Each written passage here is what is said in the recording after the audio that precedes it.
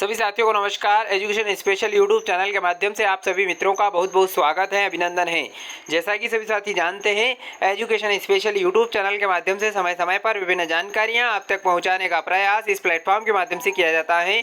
आज फिर एक महत्वपूर्ण वीडियो हम आपके लिए लेकर आए हैं। पूरी जानकारी यहाँ पर आपको बताने का प्रयास करेंगे। इससे पहले यदि आप चैनल पर नए हैं और आपने चैनल को सब्सक्राइब नहीं किया है तो प्लीज़ आप चैनल को सब्सक्राइब कर लें और बेल आइकन को प्रेस कर लें, ताकि आने वाले वीडियो के नोटिफिकेशन आपको मिलते रहेंगे। साथ ही साथ आप वीडियो को बिना स्किप किए हुए अंत तक पूरा देखेंगे, ताकि पूरी जानकारी यहाँ पर आपको स्पष्ट रूप से मिल सकेगी। आज हम जानेंगे प्राचीन भारत के इतिहास के बारे में, प्राचीन भारतीय इतिहास के स्रोत के बारे में यहाँ पर जानेंगे। सबसे पहले है साहित्यिक साक्ष्य। साहित्यिक साक्ष्य के अंतर्गत साहित्यिक ग्रंथों से प्राप्त सामग्री का अध्ययन किया जाता है। दो प्रकार के होते हैं, धार्मिक साहित्य और लौकिक साहित्य।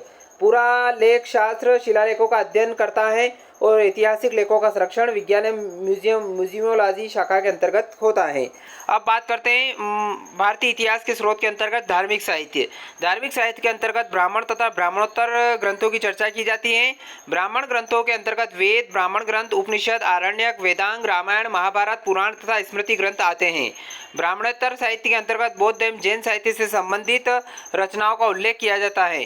वेद, ये भारत के सर्वप्राचीन धर्म ग्रंथ हैं, जिनकी संकलनकर्ता महर्षि कृष्ण द्वैपायन वेदव्यास को माना जाता है। वेदों की संख्या 4 है, जिसमें ऋग्वेद, यजुर्वेद, सामवेद और अथर्ववेद हैं। इन चारों वेदों को संहिता कहा जाता है। अगला है ऋग्वेद। चारों वेदों में सर्वाधिक प्राचीन ऋग्वेद में 10 मंडल हैं, आज 8 अष्टक हैं, 10,600 मंत्र हैं और 1028 सूक्त है। ऋग्वेद का रचना काल सामान्यतः 1500 ईसा पूर्व से 1000 ईसा पूर्व के बीच माना जाता है। ऋग्वेद का दूसरा एवं 7वां मंडल सर्वाधिक प्राचीन एवं पहला एवं 10वां मंडल सबसे बाद का है। ऋग्वेद के 9वें मंडल को सोम मंडल भी कहा जाता है। ऋग्वेद की मान्य 5 शाखाएं हैं।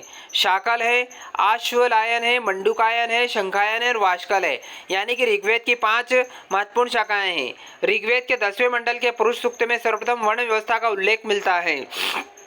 प्रसिद्ध गायत्री मंत्र सावित्री का उल्लेख ऋग्वेद में मिलता है।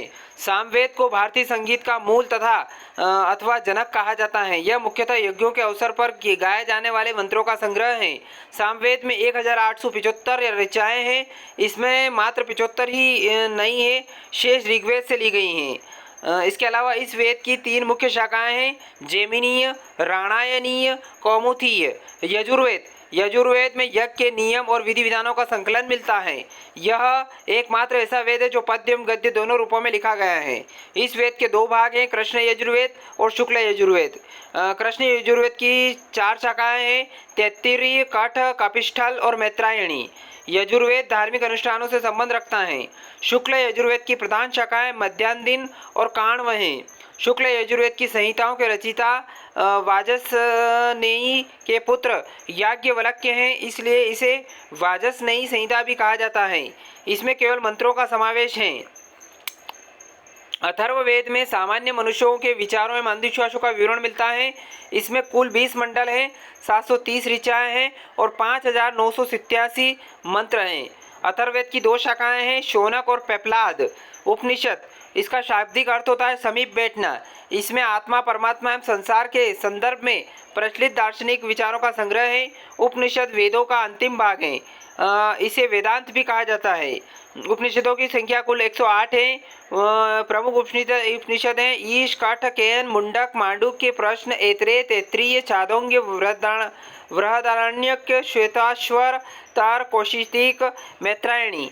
प्रसिद्ध राष्ट्रीय वाक्य है सत्यमेव जयते और मुंडको, जो कि मुंडको उपनिषद से लिया गया है।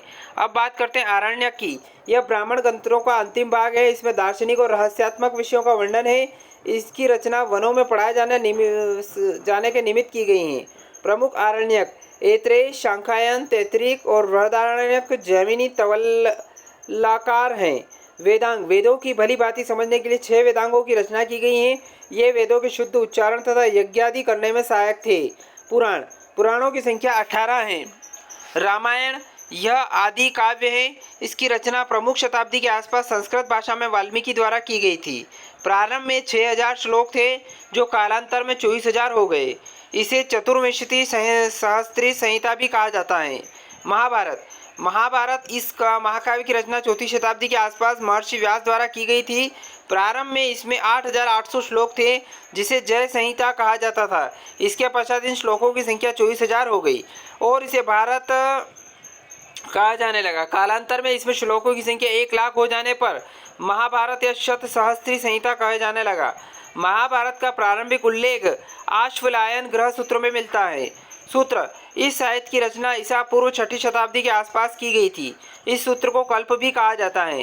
कल्प सूत्र: ऐसे सूत्र जिसमें नियमों और विधियों का प्रतिपादन किया जाता है कल्प सूत्र कहलाते हैं। ईसा पूर्व 600 से 300 ईस्वी के मध्य रचित साहित्य। स्रोत सूत्र और ग्रह्य सूत्र। तो साथियों, आज के इस वीडियो में हमने जाना कि भारतीय इतिहास के प्रमुख स्रोत, साहित्यिक साक्ष्य, धार्मिक साहित्य के बारे में हमने जानने का प्रयास किया है। आशा करता हूं कि पूरी अपडेट यहां पर आपको पसंद आई होगी। यदि वीडियो अच्छा लगे तो लाइक करें, शेयर करें, कमेंट करें और अपने मित्रों को जरूर शेयर करें। एक बार और निवेदन है, चैनल को सब्सक्राइब कर लें और बेल आइकन को प्रेस कर लें। धन्यवाद। जय हिंद, जय भारत।